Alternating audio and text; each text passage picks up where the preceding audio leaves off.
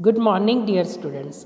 ਅੱਜ ਅਸੀਂ ਕਰਾਂਗੇ ਸਾਡੀ ਪਾਠ ਪੁਸਤਕ ਦੇ ਵਿੱਚ ਦਰਜ ਕਹਾਣੀ ਵੈਂਗੀ ਕਹਾਣੀ ਦੇ ਵਿੱਚ ਜਿਹੜਾ ਲੇਖਕ ਹੈ ਉਸਨੇ ਇੱਕ ਸਮਾਜ ਦੇ ਵਿੱਚ ਨਿਰਮੋਹੇ ਜਿਹੜੇ ਪੁੱਤਰ ਹੁੰਦੇ ਨੇ ਉਹ ਆਪਣੇ ਬਜ਼ੁਰਗਾਂ ਦਾ ਕਿਸ ਤਰ੍ਹਾਂ ਨਰਾਦਰ ਕਰਦੇ ਨੇ, ਉਹਨਾਂ ਦਾ ਸਤਿਕਾਰ ਨਹੀਂ ਕਰਦੇ, ਉਸ ਬਾਰੇ ਦੇ ਵਿੱਚ ਕਹਾਣੀ ਦੱਸੀ ਹੈ। ਉਸ ਦੀ ਸਮੱਸਿਆ ਨੂੰ ਸਾਡੇ ਵਿੱਚ ਦੱਸਿਆ। ਇਹ ਦੇਸ ਰਾਜ ਜੀ ਮੁੱਖ ਪਾਤਰ ਨੇ ਇਸ ਕਹਾਣੀ ਦੇ, ਤਾਂ ਉਹ ਉਹਨਾਂ ਦੀ ਕਹਾਣੀ ਨੂੰ ਬੜੇ ਧਿਆਨ ਨਾਲ ਸੁਣਨਾ। ਜਿਹੜੇ ਕਿ ਇੱਕ ਆਜ਼ਾਦੀ ਦੇ ਸੈਨਾਨੀ ਸਨ, ਉਹਨਾਂ ਨੇ ਬੜੇ ਮੁਸ਼ਕਿਲ ਨਾਲ ਆਪਣੇ ਪੁੱਤਰਾਂ ਨੂੰ ਪਾਲਿਆ ਪੋਸਿਆ, ਪਰ ਬਾਅਦ ਦੇ ਵਿੱਚ ਪੁੱਤਰਾਂ ਨੇ ਉਹਨਾਂ ਨੂੰ ਘਰ ਅਤੇ ਦੁਕਾਨ ਤੋਂ ਕਿਸ ਤਰ੍ਹਾਂ ਬੇਦਖਲ ਕਰ ਦਿੱਤਾ। ਉਹਨਾਂ ਦੀ ਕੋਈ ਵੀ ਘਰ ਦੇ ਵਿੱਚ ਚਲਦੀ ਨਹੀਂ ਸੀ। ਇਸ ਕਹਾਣੀ ਦਾ ਜਿਹੜਾ ਮੁੱਖ ਵਿਸ਼ਾ ਹੈ ਨਿਰਮੋਹੇ ਪੁੱਤਰਾਂ ਵੱਲੋਂ ਆਪਣੇ ਮਾਂ ਬਾਪ ਦਾ ਨਿਰਾਦਰ ਕਿਸ ਤਰ੍ਹਾਂ ਕਰਦੇ ਨੇ ਉਸ ਬਾਰੇ 'ਚ ਦੱਸਿਆ ਗਿਆ। ਤਾਂ ਬੜੇ ਧਿਆਨ ਨਾਲ ਸੁਣੋ ਕਹਾਣੀ ਨੂੰ। ਸ਼ਹਿਰ ਦਾ ਵੱਡਾ ਚੌਂਕ ਨੂੰ ਪਾਰ ਕਰਦੇ ਲੋਕਾਂ ਦੀ ਭੀੜ ਇਕੱਠੀ ਹੋ ਗਈ। ਭੀੜ ਦੇ ਵਿਚਕਾਰ ਇੱਕ ਬਜ਼ੁਰਗ ਆਦਮੀ ਲੰਮਾ ਪਿਆ ਹੈ ਅਤੇ ਲੋਕ ਮਜ਼ਮੇ ਦੀ ਤਰ੍ਹਾਂ ਉਸ ਦੇ ਦੁਆਲੇ ਇਕੱਠੇ ਹੋਏ ਨੇ, ਜਿਵੇਂ ਕੋਈ ਮਦਾਰੀ ਹੋਵੇ। ਮਦਾਰੀ ਜਿਸ ਦੇ ਹੱਥੋਂ ਡੁਗਡੁਗੀ ਡਿੱਗ ਪਈ ਹੋਵੇ। ਡੁਗਡੁਗੀ ਵਜਾਉਂਦਾ ਕਰਤੱਵ ਵਿਖਾਉਂਦਾ ਉਹ ਥੱਕ ਹਾਰ ਗਿਆ। ਜਾਂ ਇੱਕ ਖੇਡ ਹੋਰ ਦੱਸਣ ਲੱਗਾ ਹੋਏ, ਮਿਹਰਬਾਨੋ ਕਦਰਦਾਨੋ ਹੁਣ ਵੇਖੋ, ਮੈਂ ਤੁਹਾਨੂੰ ਮਰ ਕੇ ਵੀ ਦੱਸਦਾ ਕਿ ਤਰ੍ਹਾਂ ਤਰ੍ਹਾਂ ਦੀਆਂ ਵਜਾਓ ਤਾੜੀ, ਲਓ ਮੈਂ ਮਰਨ ਲੱਗਾ ਜੇ। ਲੋਕਾਂ ਦੀ ਭੀੜ ਦੇ ਵਿੱਚ ਵੀ ਹਲਚਲ ਮੱਚੀ ਹੋਈ ਹੈ ਅਤੇ ਤਰ੍ਹਾਂ ਤਰ੍ਹਾਂ ਦੀਆਂ ਆਵਾਜ਼ਾਂ ਆ ਰਹੀਆਂ ਨੇ ਕਿ ਕੌਣ ਹੈ, ਮਰ ਗਿਆ ਸ਼ਾਇਦ, ਨਹੀਂ ਕੋਈ ਨਸ਼ਈ ਹੈ, ਕੋਈ ਸ਼ਰਾਬੀ ਕਬਾਬੀ ਫੀਮਚੀ ਹੈ। ਵੱਖ ਵੱਖ ਅੰਦਾਜ਼, ਵੱਖੋ ਵੱਖਰੇ ਖਿਆਲ, ਪਰ ਇਹ ਕੌਣ ਹੈ ਕਿਸੇ ਨੇ ਵੀ ਪਛਾਣਿਆ ਨਾ, ਕਿਸੇ ਨੇ ਅੱਗੇ ਹੋ ਕੇ ਵੇਖਿਆ ਨਾ। ਵੇਖੇ ਵੀ ਕੌਣ? ਹਰ ਕੋਈ ਪੁਲਿਸ ਤੋਂ ਡਰਦਾ ਹੈ। ਕੌਣ ਪਏ ਇਸ ਖਲਜਗਨ ਵਿੱਚ ਅਤੇ ਕੌਣ ਭੁਗਤੇ ਪੇਸ਼ੀਆਂ।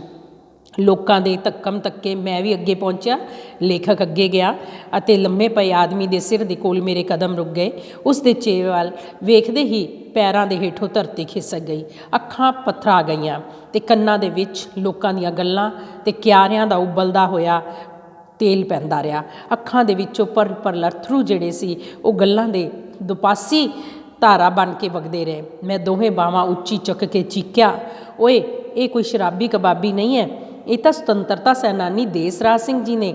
ਅਸੀਂ ਇਹਨਾਂ ਲੋਕਾਂ ਦੀਆਂ ਕੁਰਬਾਨੀਆਂ ਅਤੇ ਕਾਲਾਂ ਦੇ ਉੱਤੇ ਆਜ਼ਾਦੀ ਦਾ ਮਾਹੌਲ ਉਸਾਰਿਆ ਸੀ। ਦੇਸ਼ ਆਜ਼ਾਦ ਹੋਇਆ ਸੀ। ਅਸੀਂ ਆਜ਼ਾਦ ਫਿਜ਼ਾ, ਆਜ਼ਾਦ ਹਵਾ ਦੇ ਵਿੱਚ ਜਿਉਣ ਲੱਗ ਪਏ। ਹੁਣ ਇਹਨਾਂ ਦੀ ਪਹਿਚਾਣ ਦੀ ਵੀ ਕੀ ਜ਼ਰੂਰਤ ਹੈ? ਕੰਬਖਤੋ, ਇਹਨਾਂ ਦੀ ਸੇਵਾ ਕੁਰਬਾਨੀ ਦੀ ਸਦਕਾ ਹੀ ਤਾਂ ਤੁਸੀਂ ਇੱਥੇ ਹੋ। ਇਹ ਮੇਰੇ ਮਾਸੜ ਜੀ ਨੇ। ਮੈਂ ਰੋਂਦੇ ਚੀਕਦੇ ਨੇ ਉਹਨਾਂ ਦਾ ਸਿਰ ਆਪਣੀ ਗੋਦੀ ਦੇ ਵਿੱਚ ਲੈ ਲਿਆ। ਕੁਝ ਸੁਹਿਰਦ ਲੋਕ ਜਿਹੜੇ ਮੇਰੇ ਨੇੜੇ ਆਏ ਅਤੇ ਦੇਸ ਰਾਜ ਸਿੰਘ ਨੂੰ ਹਸਪਤਾਲ ਪਹੁੰਚਾਇਆ। ਪ੍ਰਾਣ ਪੰਖੇਰੂ ਤਾਂ ਘੰਟਾ ਪਹਿਲਾਂ ਹੀ ਉੱਡ ਚੁੱਕੇ ਸਨ। ਦੇਸ ਰਾਜ ਸਿੰਘ ਮੇਰੇ ਮਾਸੜ ਸਨ। ਆਜ਼ਾਦੀ ਦੇ ਦੀਵਾਨੇ, ਸਿੱਧੇ ਸਾਦੇ, ਸ਼ਰੀਫ ਅਤੇ ਸੰਤ ਸੁਭਾਅ। ਨਾ ਵੱਲ ਨਾ ਛਲ। ਮੈਂ ਬਚਪਨ ਤੋਂ ਹੀ ਸੁਣਦਾ ਰਿਹਾ ਸੀ, ਜਦੋਂ ਦੇਸ਼ ਦੀ ਆਜ਼ਾਦੀ ਲਈ ਜਦੋਂ ਜਹਿਦ ਸੀ ਅਤੇ ਜਦੋਂ ਬੱਚੇ ਦੀ ਜ਼ਬਾਨ 'ਤੇ ਸੁਤੰਤਰਤਾ ਸਾਡਾ ਜਨਮ ਸਿੱਧ ਅਧਿਕਾਰ ਹੈ, ਮੈਂ ਰੱਟਦੀ ਸੀ। ਅਤੇ ਅੰਗਰੇਜ਼ ਸਰਕਾਰ ਜਿਹੜਾ ਹੈ ਗੁਲਾਮ ਮੁਲਕ ਦੇ ਵਾਸੀਆਂ ਨੂੰ ਤਰ੍ਹਾਂ ਤਰ੍ਹਾਂ ਦੇ ਤਸੀਹੇ ਦਿੰਦੀ ਸੀ। ਉਦੋਂ ਦੇਸ ਰਾਜ ਮਾਸੜ ਜੀ ਨੇ 2-3 ਵਾਰੀ ਦੋ ਵਰੇ ਜੇਲ੍ਹ ਦੀ ਯਾਤਰਾ ਕੀਤੀ। ਸਰਦਾਰ ਭਗਤ ਸਿੰਘ, ਰਾਜਗੁਰੂ, ਚੰਦਰ ਸ਼ੇਖਰ ਦੀ ਫਾਂਸੀ ਤੋਂ ਬਾਅਦ ਤਾਂ ਲੋਕਾਂ ਨੇ ਜਾਨਾਂ ਮਾਰਨ ਲਈ ਵੀ ਮਤਵਾਲੇ ਹੋ ਗਏ ਸਨ। ਦੇਸ ਰਾਜ ਮਾਸੜ ਜੀ ਨੇ 4ਥੀ ਵਾਰੀ ਪਿਸ਼ਾਵਰ ਸੈਂਟਰਲ ਜੇਲ੍ਹ ਦੇ ਵਿੱਚ 6 ਮਹੀਨੇ ਦੀ ਬਾਮੁਸ਼ੱਕਤ ਜੇਲ੍ਹ ਕੱਟੀ ਸੀ। ਉਦੋਂ ਪਿਸ਼ਾਵਰ ਸੈਂਟਰਲ ਜੇਲ੍ਹ ਦੇ ਵਿੱਚ ਬਹੁਤੇ ਸਿੱਖ ਸੁਤੰਤਰਤਾ ਸੈਨਾਨੀ ਕੈਦ ਸਨ। ਆਜ਼ਾਦੀ ਦੇ ਦੀਵਾਨੇ, ਦੇਸ਼ ਦੀ ਮਿੱਟੀ ਤੋਂ ਜਿੰਦਾ ਵਾਰਨ ਵਾਲੇ ਸਾਰੇ ਹੀ ਨਿਤਨੇਮੀ ਅੰਮ੍ਰਿਤ ਵੇਲੇ ਇਸ਼ਨਾਨ, ਪਾਠ, ਪੂਜਾ ਅਤੇ ਅਰਦਾਸ ਕੀਰਤਨ, ਤੇਰੇ ਭਾਣੇ ਸਰਬਤ ਦਾ ਭਲਾ ਤੋਂ ਬਾਅਦ ਜਦੋਂ ਇਕੱਠੇ ਹੋ ਕੇ ਰੰਗ ਦੇ ਬਸੰਤੀ ਚੋਲਾ ਮੇਰਾ ਰੰਗ ਦੇ ਗਾਉਂਦੇ ਤਾਂ ਜੇਲ੍ਹ ਦੀਆਂ ਕੰਧਾਂ ਵੀ ਗੂੰਜਣ ਲੱਗ ਪੈਂਦੀਆਂ ਸਨ। ਉਦੋਂ ਹੀ ਮਾਸੜ ਜੀ ਦੇਸ ਰਾਜ ਜਿਹੜੇ ਨੇ ਸਿੰਘ ਸੱਜ ਕੇ ਦੇਸ ਰਾਜ ਸਿੰਘ ਬਣ ਗਏ ਸਨ। ਪੂਰਨ ਗੁਰਸਿੱਖ, ਅੰਮ੍ਰਿਤਧਾਰੀ, ਗੁਰਦੁਆਰਾ, ਘਰ ਅਤੇ ਦੁਕਾਨ ਅਤੇ ਇਸੀ ਗੇੜ ਦੇ ਵਿੱਚ ਚਲਦੀ ਜਾ ਰਹੀ ਸੀ ਉਹਨਾਂ ਦੀ ਜ਼ਿੰਦਗੀ।